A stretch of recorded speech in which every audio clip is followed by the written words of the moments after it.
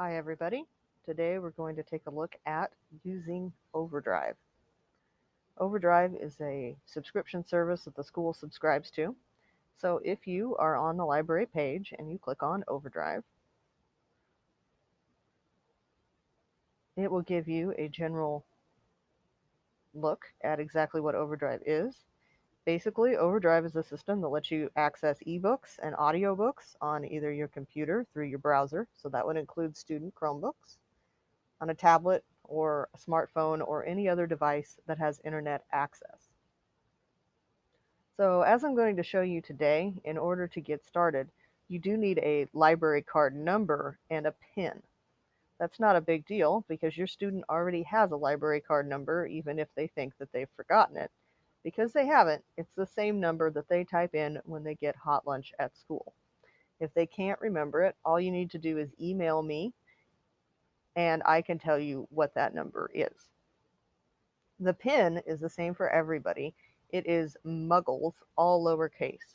So I'm going to take you through using Overdrive, just the basics in this video. You can click on the link here, or you can click on the giant icon. That will take you to Nebraska Overdrive Libraries. You can also go straight to nebraska.overdrive.com, and that will take you right here. You don't have to go through the school library page. If you click on Sign In, it'll ask you to select your library. I've already gone to Hemingford Public Schools on this Chromebook, so it pops up automatically. But you can scroll down, or you can start typing. Make sure you select Hemingford Public Schools or your card number won't work. Then you'll put in your card number. Then you'll put in the PIN, which is Muggles, just like that. I'm going to pause my video while I go ahead and sign in with my own personal card number. Now that I have logged in, this is what it looks like. You can change the language if you want. They usually start you out with the last 500 books that they have added. If you keep scrolling down, they give you a link to Libby, which is an easy app that you can download from the App Store or Google Play or Microsoft to your phone and read in the app. That is up to you. I highly recommend it. I found it very useful for carrying lots of books with me all over the place. It's a very easy, simple to use app that looks very similar in terms of format to this page. So you wouldn't really need a whole lot of skill to use that app. In fact, I'm pretty sure that almost every kid in school could navigate it with very little trouble.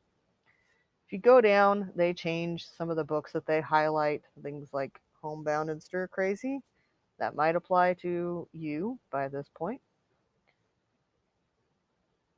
Favorites, if you're stuck at home. Read along ebooks for kids. So you can read along with those. Looks like fun. They're leveled readers, as you'll notice. Like this one's a level 1 and that one's a 3. Some of the popular ones, like SpongeBob and Paw Patrol, are in there, as well as some of the, not necessarily in a series, but the just general information, or even regular picture books that I guess you would find anywhere. Then they have different subjects that they go through. As you can see, here we go with middle school. We've got some classic Judy Blume, Wonder, things like that. Best of 2019, so recent books.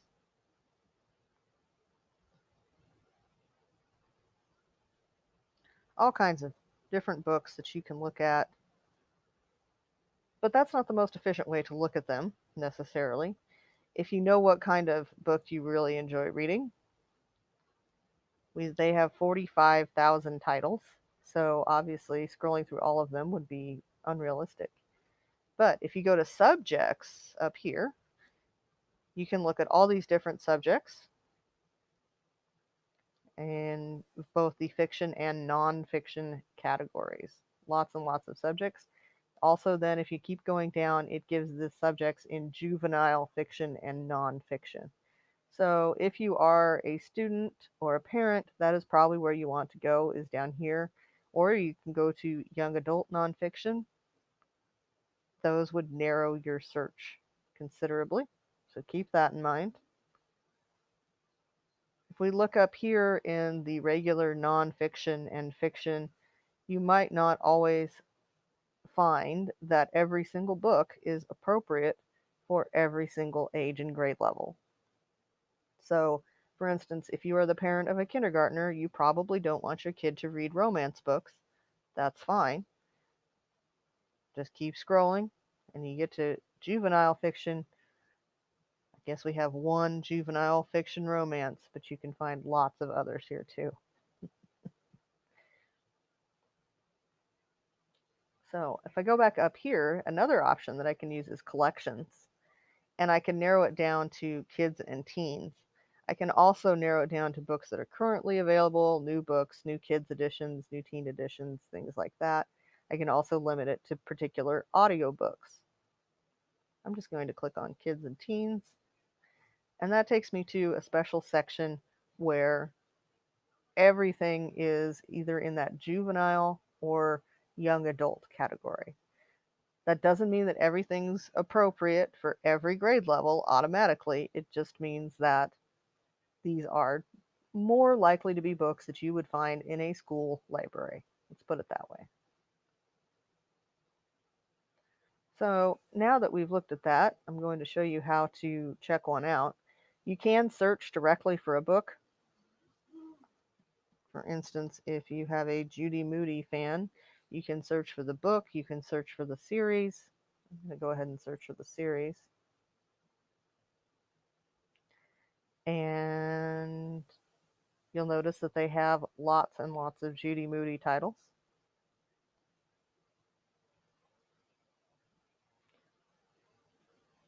Let's go ahead and we'll just click on this first one.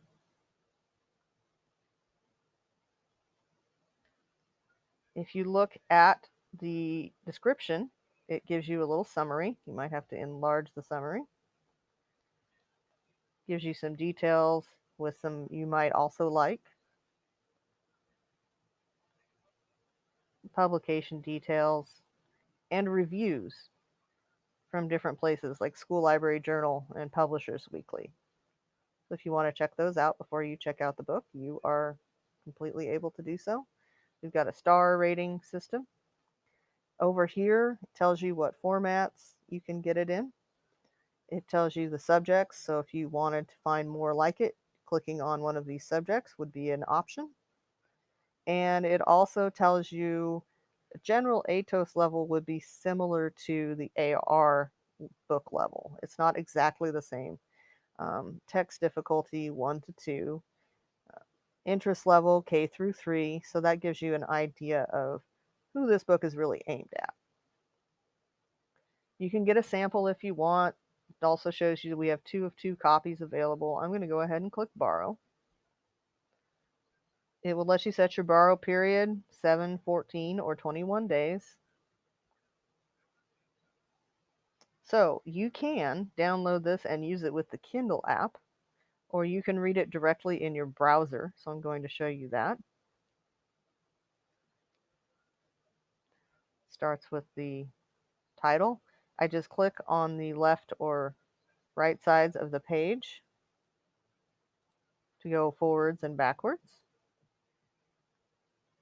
It has a table of contents, so if you want to jump right to a particular chapter, and then you'll notice that here we've got all of the text, all of the pictures, very similar to just reading a regular book. When you're done reading it, for now, it will save your place. You can go ahead and just click out of that window. So now that I have that checked out, I'm going to go show you how to return it. I'm going to go to my account and go to loans. It's simple. This shows me all of the books that I currently have checked out. It shows me how long I have, 14 days, 10 days, 1 day, 4 hours. So I'm going to go ahead and click return down here at the bottom. Yes, I want to return it. And it's polite to return it as soon as you're done, just so that other people can have access to it. You can also place holds on books. So if we go back to our Judy Moody search, I'll show you how to do that. And so you'll notice here, all of these say borrow, but this one says place a hold because it's already checked out. And you'll see there's one copy and it's not available. And it tells you the general wait time, about 2 weeks. So you can click place a hold and give them your email address.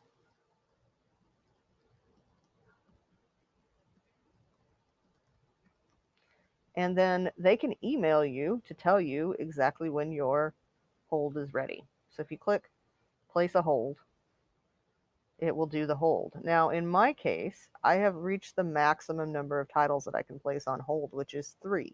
You can check out up to 6 books. 3 of them can, 3 additional titles can be placed on hold. So if I go to my account and I look at my holds, these 3 are my holds. It gives me a rough estimate on the wait time.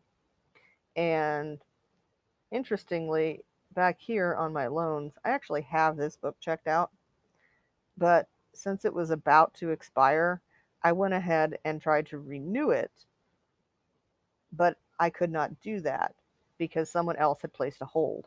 So I went ahead and placed my own hold so that if I don't get done in the next couple of days, then I will have that hold in place, and as soon as the next person's ready, it will come back to me.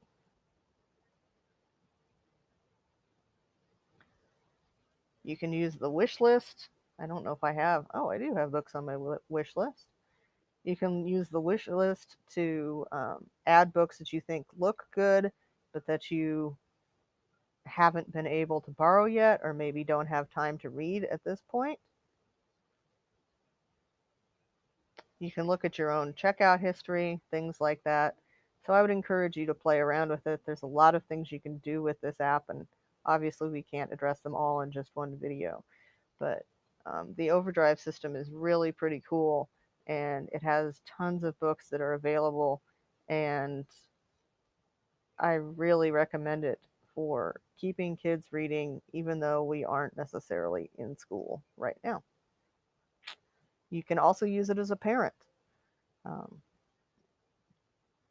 I don't know who's checking what books out, and I don't monitor who checks what out either. So, parents, I've had several students come to me and say, "Yep, my mom is checking out all kinds of books," and I am totally fine with that. So, that is how you check out a book and return it, how you place a hold, how you log in, all those basics. If you have some questions, just let me know. To sign out, just click my account, click sign out, and it takes you back here. It stayed in the kids and teens section. That's no big deal. If I want to go back to the main collection, I just click that. So that takes me back to that main page. Happy reading.